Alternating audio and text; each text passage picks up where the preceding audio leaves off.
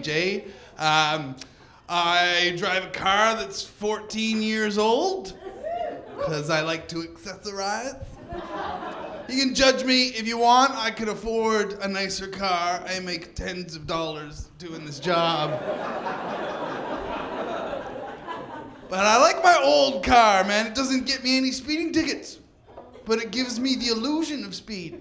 You know, you feel like you're going fast when you're in my car because everything's rattling around inside it. I have somebody in the passenger seat who's like, holy cow, man, the doors are coming off. I'm like, yeah, that's because we're going 40 miles an hour, man. It's like the Millennium Falcon. I'm gonna have you in Pasadena in 2 hours from somewhere just outside Pasadena that I didn't bother to memorize because I drink too much. And I realized a long time ago the joke works anyway. Glendale. So.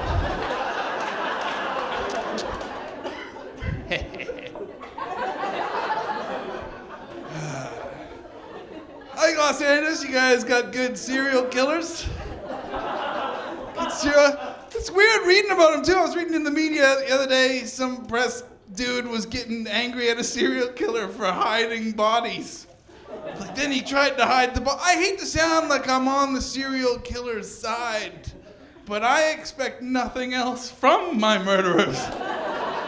What point would this guy have been happy? Well, at least they were on display. So I've done some research, and I realized the most prolific serial... I like the way you guys are all looking at me. You're like, okay, Jay. Serial killing. Let's tap that comedy gold mine. The most prolific serial killer in the world is British, right? He's from Middle England. He's called Harold Shipman. He was a doctor who used to euthanize his patients against their will. Like, they'd come in with a broken arm and he'd be like, oh, I can't be bothered. And he'd put them to sleep, right? And they'd be like, oh, it just happened during the operation, right? So he's like massive serial killer, killed tons of people that way. But I don't think he deserves to be called a serial killer. Because you gotta be scared of a serial killer, don't you? And this guy, Harold Shipman, Dr. Death, they're like, don't you gotta be thinking, oh no. How does he do it? Does he cut me up with a hatchet? Does he slit my throat? How does he do it? Well, this guy, Dr. Death, he'll put you to sleep. Oh no. The last moments of my life are gonna be dreamy. Where does he come and get me then? Where does the most notorious serial killer of all time track me down and do his dirty deed? Does he lurk in the alleyways? Does he stalk me through the pubs and clubs? Where does he come and get me? You see, that's the thing, because you've got to go to him. You got to make an appointment. See? Wasn't a serial killer, he was a lazy doctor. All right, what else? Looking for an apartment. I hate estate agents, real estate agents, these house... I'm walking through an apartment the other day, all decorated up, vases with sticks and fancy... And the real estate dude goes, you should snap this one up, it's a purpose-built home. And I was like, what homes aren't built on purpose? What is he getting at here? Sometimes what do? They show up to build a wagon and make a house by mistake?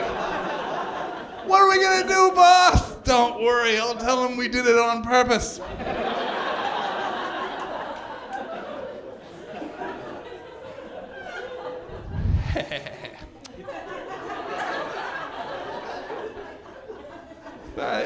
I got another one.